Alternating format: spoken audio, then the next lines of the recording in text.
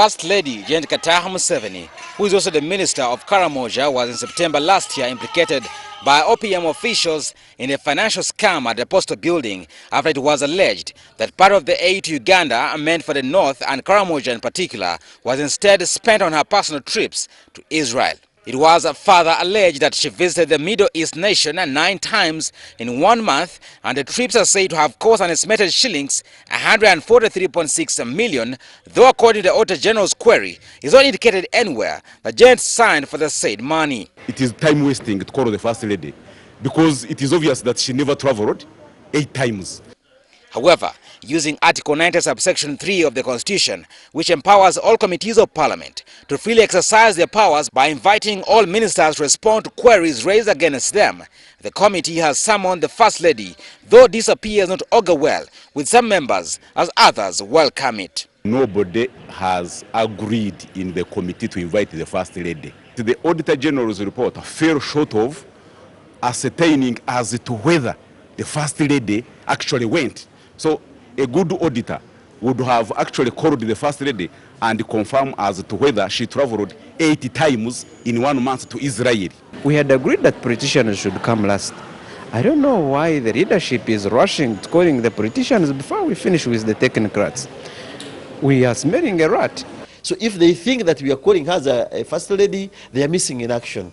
2, those members of Parliament who are thinking that they are dividing themselves, let them leave the committee. They are free to go to any other committee. According to the committee vice chairperson, who is also the Ginger East member of Parliament, Paul Mwiru, the committee decided that all key parties mentioned in the scam must appear and explain their role in the massive theft. Mwiru explains that all members opposed to the appearing of the First Lady should write the committee headship explaining why the First Lady deserves to be exonerated just because the audit query does not point her out as having signed for the monies she is alleged to have misused. She was a minister for Karamoja when this transpired.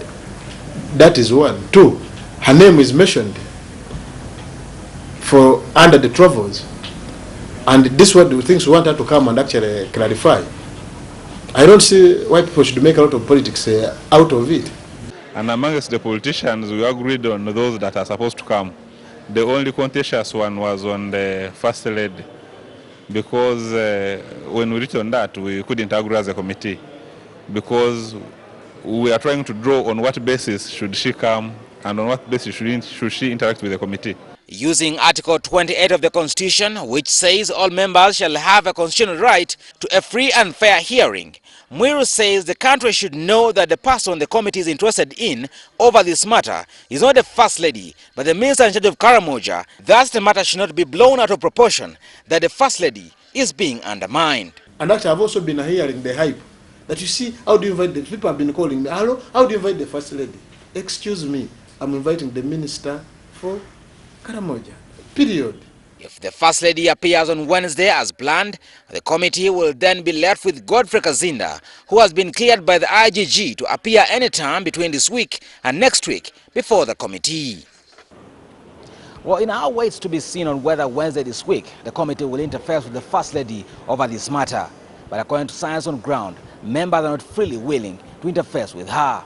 Some are saying she took part in a scandal, others saying the report does not indicate that she signed anywhere for the money. Mukitale Moses, the Best Television, the Ugandan Parliament.